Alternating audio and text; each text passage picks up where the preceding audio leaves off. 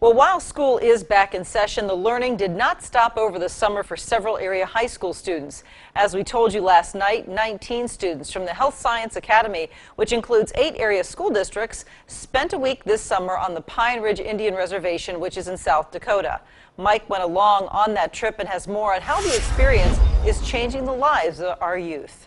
Martha, for the past 8 or so years, the Health Science Academy has been taking students to the Pine Ridge Reservation for a youth leadership camp. And while our students get a glimpse of the challenges of life on the reservation, the Native American students are realizing the possibilities for a brighter future.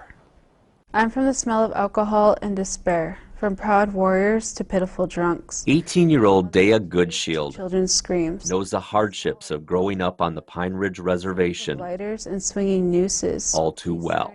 Growing up on the reservation, it's difficult. When I grew up, I heard tons of stories about death and, basically criminal things.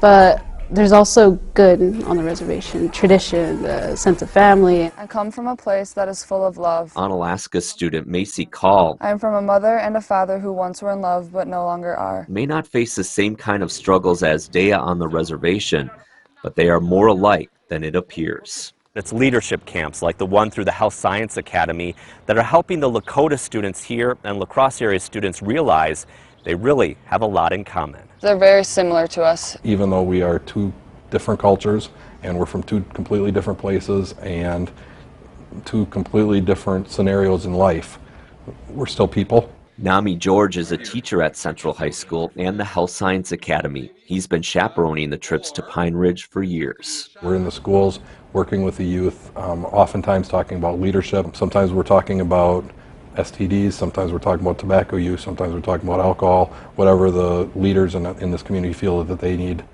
extra attention paid to. They're reaching students like Caleb Running Horse, who attends Crazy Horse School. It's pretty hard for most Native Americans out here.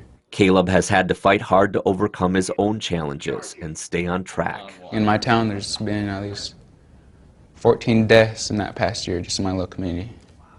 And in 3 months, just off of drug abuse, homicides and suicides. Struggles that are common across the reservation. Sometimes it feels like you just want to give up. We used to have a lot of people in my grade, but they all dropped out and they don't come to school anymore. Our kids can see, from another student's point of view, what life is like outside the res, because there are some kids who've never even left the reservation before. It's not a one-time thing. We're not coming out here and then going to go back home and forget about it. This is something that we want to last forever. And those relationships are critical to the success of the Youth Leadership Program. I think it's really important to have sustainable relationships instead of the short-term missions because it accomplishes more. You have those relationships that you can connect with further along and you can talk to them after the trip. And we're just teaching them things that we might just think are common or take for granted, yeah, you're going to graduate high school, you're going to go to college. Here, they just don't see a future. And the learning goes both ways. We don't just teach the youth, we learn their culture. So on the Lakota, we learn who they are, what they've been through, how they're living right now. They learn to build a good character. I mean, they learn that they can become somebody that they don't have to always rely on what's back home. Lessons that some students on the reservation are taking to heart. I want to be someone who I wanted in my life.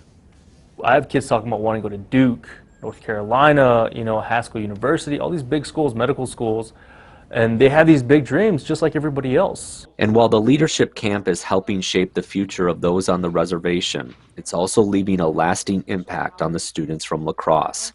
Students from both communities are walking away with a better understanding of one another and new relationships that will hopefully last a lifetime. Seeing them so happy has made me realize that I should just not even care about the things that I'm going through because they're going through so much and they're just so happy. For us from La Crosse, I think it's been just a very humbling experience where I think a lot of us learned that we shouldn't take for granted how much we are given at home. Helping these kids and working with them and showing them things that they don't get to experience is exactly what they need to help look forward to the future.